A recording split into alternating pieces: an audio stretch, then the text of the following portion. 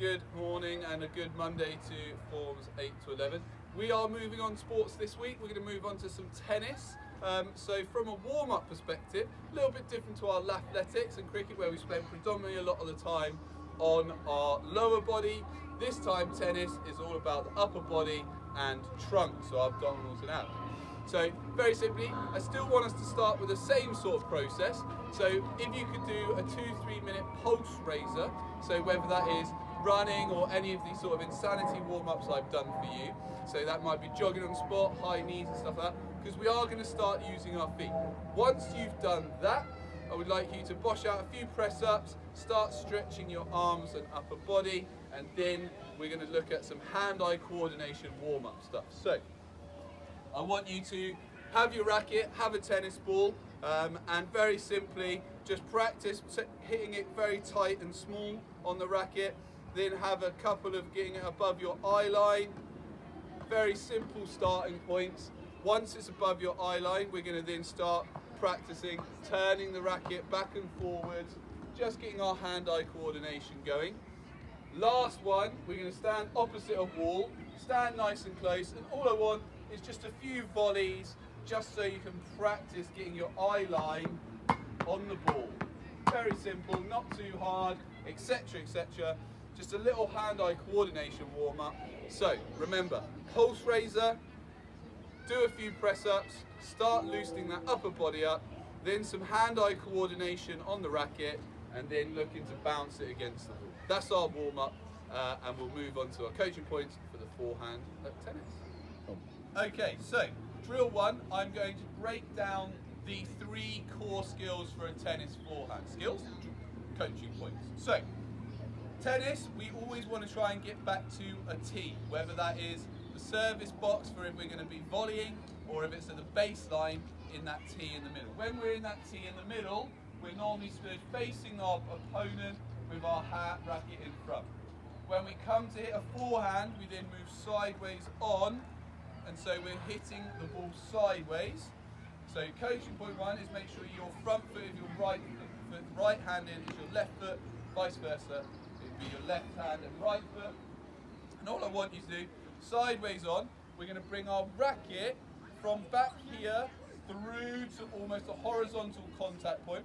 We want to make contact with the ball almost square on, depending on whether we're trying to guide it to the right or left-hand side of the court for you advanced people. So coaching point 1, hand and wrist forward to make central contact. Sorry, that's coaching point 2. Coaching point 1 was being side on. And coaching point 3 is turning and rotating our body through. So as we get better at tennis, we want to start, as we hit contact, start rolling our wrist over the top of the ball to generate top spin to help us get the ball up and over the net. So coaching point 1, sideways on. Coaching point 2, horizontal contact. Coaching point 3, rotation through, and our extension is as we make contact, rolling our wrist over the top of the ball.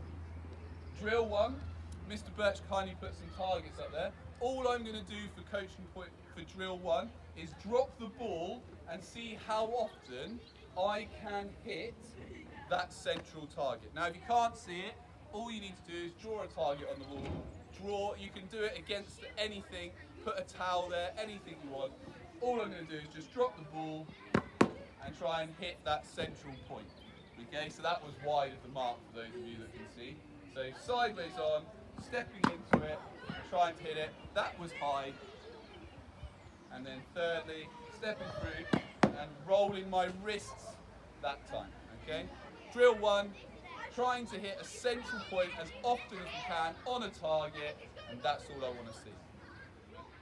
Okay, so on the wall we have drawn 2 lines to symbolise where we want to hit the ball. So if we hit too high, the ball's going to go out the back of the court, too low and it's going to hit the net. So my ideal is I'm trying to hit in between those 2 lines each time, and that symbolises it's going to be a good shot and land in the court. So I'm going to stand sideways on, drop the ball, try and hit between those lines.